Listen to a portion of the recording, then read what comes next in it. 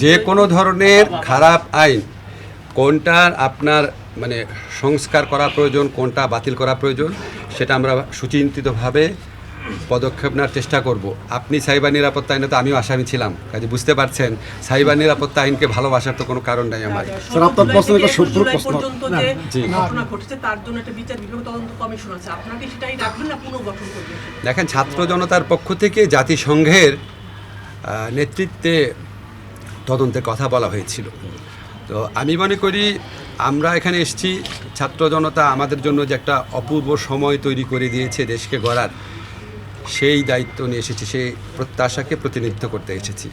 কাজেই সেটার দিকে আমাদের মনোযোগ থাকবে। আর বিচার বিভাগীয় তদন্ত এখন যেটা আপনি বলেছেন এটার ব্যাপারে এখন এই মুহূর্তে মন্তব্য করছি। আমি আইন মন্ত্রণালয়ে দায়িত্বপ্রাপ্ত উপদেষ্টা হিসাবে আইনগত সংস্কার করে উপযুক্ত জায়গায় উপযুক্ত ব্যক্তিদের পদায়ন করে আমার মন্ত্রণালয়ের এখতিয়ারাধীন ব্যাপারে যা যা করার আছে আমি সর্বাত্মক চেষ্টা করব। আমি এই পজিশনে এসেছি, এটা আমি মনে করি এটা আমার একটা দায়িত্ব।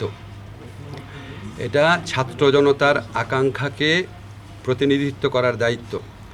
আমি আইনের শিক্ষক, আমার অনেক ছাত্র আছেন লোয়ার জুডিশিয়ারিতে, হায়ার জুডিশিয়ারিতে, কিভাবে মিসক্যারেজ অফ জাস্টিস হয়েছে, বিচারের নামে কিভাবে হয়রানি হয়েছে, ন্যায় বিচার থেকে বঞ্চিত করা হয়েছে, এই পুরা প্রক্রিয়াটা সম্পর্কে ইনশাআল্লাহ আমি জানি।